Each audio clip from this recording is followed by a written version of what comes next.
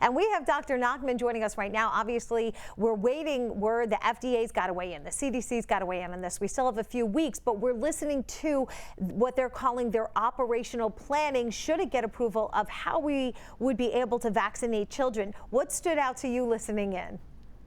I think the first part is that we're going to allow pediatricians to vaccinate their patients. That's really important because pediatricians are the expert in the child. A lot of parents have questions. They would like to get those answered. Who best to answer them than somebody who actually knows your child's medical history and knows you and who you have confidence in? That's a real win for us moving forward.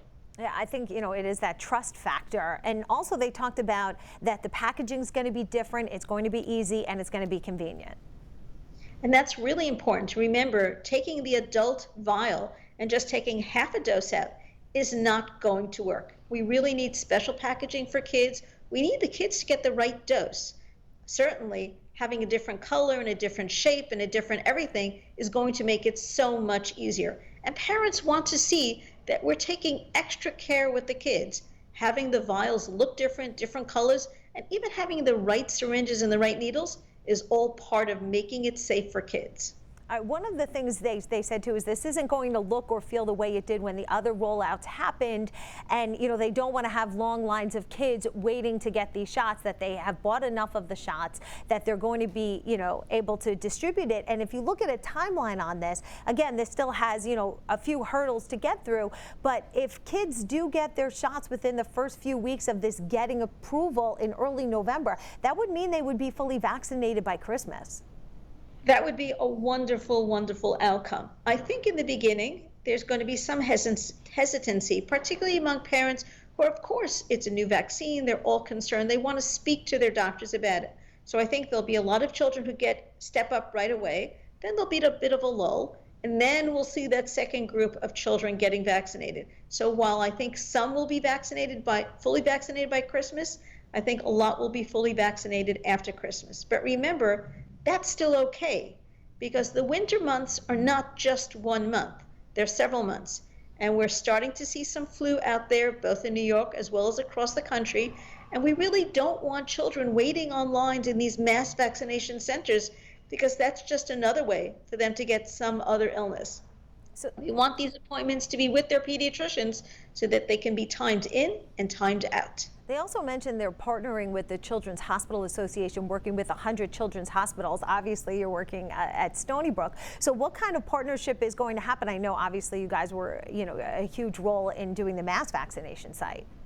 Well, I think it's going to help in two different ways. I think it's going to help with getting the resources so that if we have to have a large core to vaccinate, we should be able to set that up. But it's also important because it'll help with shipping, it'll help with materials and supplies, as well as getting the vaccines to where they have to be. We don't want vaccines sitting in depots.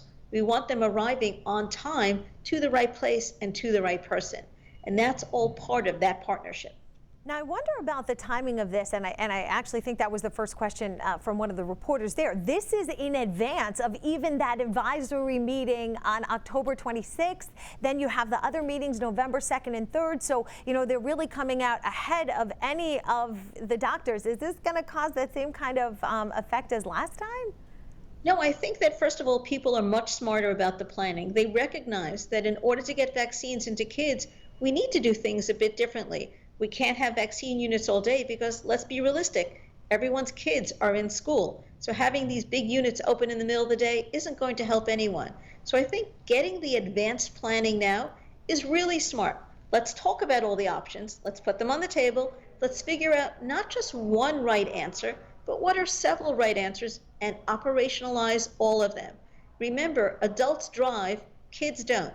They need parents home from work, the kids home from school, and make an appointment in order to get a vaccine. It's quite different than the adults. They did say there was going to be a public education campaign that was going to go along with this, and that they're going to try to have more conversations with parents to get them the answers, that they want.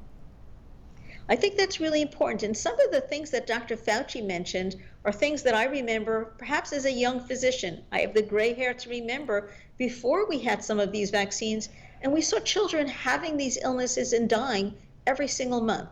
So the things that he talked about are real. They're happening internationally, and they happened here in New York in the past. We don't want to ever get back to those type of situations. Having a COVID vaccine for children effectively means we can control the pandemic. Remember, kids represent about 25% of all of our population.